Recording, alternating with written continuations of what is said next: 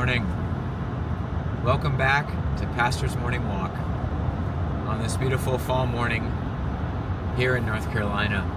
I regret that I missed the last 2 days of the morning walks. I had a number of good things to do. To catch you up, on Wednesday afternoon with the boys' school, we went to a farm and got to see all sorts of plants and animals. The plants part of the farm was winding down here in the cold, but there were still a number of things finishing, or certain cold weather plants doing fine. My highlight was seeing the pigs rooting around in the forest, eating acorns. It was sweet to be there with the boys, and we're thankful to the farmers who gave us a tour. But then yesterday, my day off, I spent a good deal of time preparing for a big birthday party that we're having for one of our boys. It should be a very sweet time. One thing we ended up doing is burning a large part of a tree that we had taken down in our backyard as a boys' school project. So we had the fire going from morning to night, and it's just amazing how it can turn all this solid, heavy bulk of wood into a light pile of ash. It's a good reminder of the vanity of this life. Even things that are tall and solid and majestic are easily cut down and destroyed, even by natural powers. How much more by the power of God's anger will sinful men be cut down? I've been reading again in Proverbs. I'm almost done. And I've been wanting to mention 2 Proverbs from chapter 28.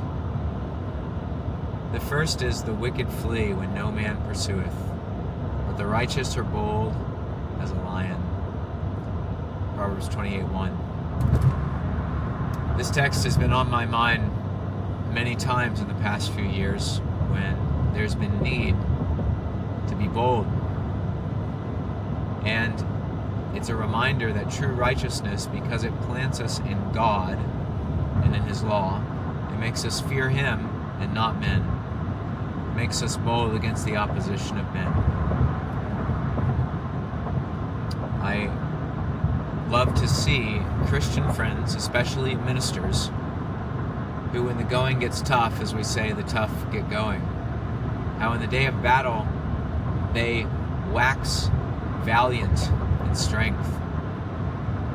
But the opposite is often true. In fact, sadly, more often true. That, as another proverb says, if you faint in the day of battle, your strength is small.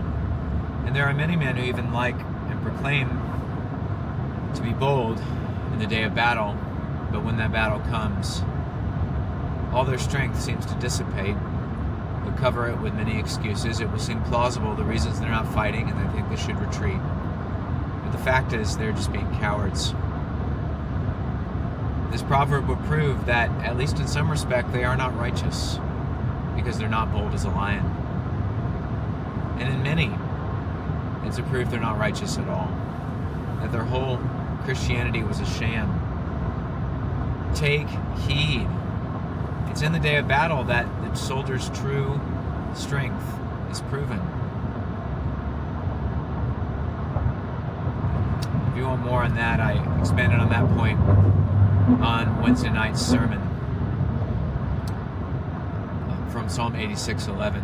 "Unite my heart to fear thy name."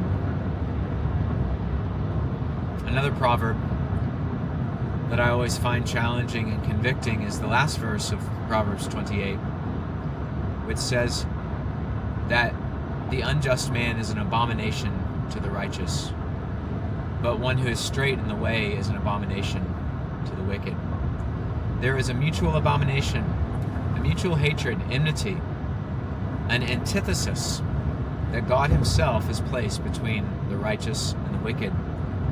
God proclaimed this would be in the very first declaration of the gospel, Genesis 3:15, that there would be a seed of the woman, Christ and His people, and there would be a seed of the serpent, Satan, and his people, and that these seeds would be at war forever. This is a sign of grace, because if there were no saving grace, then all men would be on the same side. Yes, they'd be hating and devouring one another still, as Satan's people do to each other, but they would not be fighting this irreconcilable war against God, or against each other, I should say, for God's sake. But there is grace, and so there is division. If you have found division in your life because of the grace of God, don't think something strange has happened. This is normal. But if you profess to be a Christian and you have no enemies, you can't imagine being an abomination to anyone else, or, much less, having others in abomination because of their wickedness, then this too might be a proof that you don't have any true saving grace. God hates the wicked. He says that in Psalm 5, Psalm 11, elsewhere. And he says, "Ye that love the Lord hate evil." And David says, Psalm 139, Do not I hate them, O Lord, that hate thee? I hate them with perfect hatred. I count them mine enemies. Are you too holy, too loving, too sweet to have these biblical affections, which are modeled after the affections of God himself? Then you might be too kind to be a Christian. Take heed of this. True Christian love is perfectly commensurate with a deep, godly hatred of all that is ungodly and wicked. In chapel this morning, I intend to speak on a matter related to that, and that is of loving rebuke, from Leviticus 19, verse 17. That we are not to hate our brother in our heart, but we should in any wise rebuke our neighbor and not suffer sin upon him. This also cuts, it divides between true and false Christians. True Christians love their neighbor truly and desire his good, and that's why they can't stand for him to continue in sin. That's why they rebuke. That's why they correct. That's why I, in these videos and my sermons and pastoring in public and private, am often challenging, rebuking, correcting. How could I do otherwise in a world of sin? Speaking to people with hearts that by nature are totally sinful, and even to Christians who have much sin remaining. How could I be keeping the golden rule, thou shalt love thy neighbor as thyself? Because I know that I need rebuke from the Word, and I receive it thankfully, though it hurts.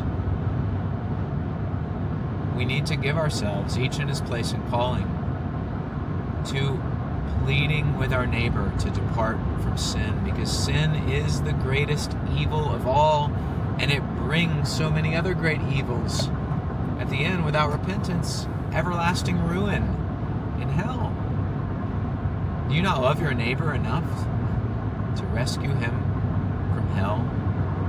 Do you so love your own comforts that you won't do the difficult duty of rebuke and risk the harm to the friendship or to your reputation or whatever else you may fear? Well, that's at the end of the day selfishness. True love puts all those concerns away and says, I will, with God's help, the best I can, rescue my neighbor from his sins by rebuking him. The Lord give you grace to do this duty well, and bless you today.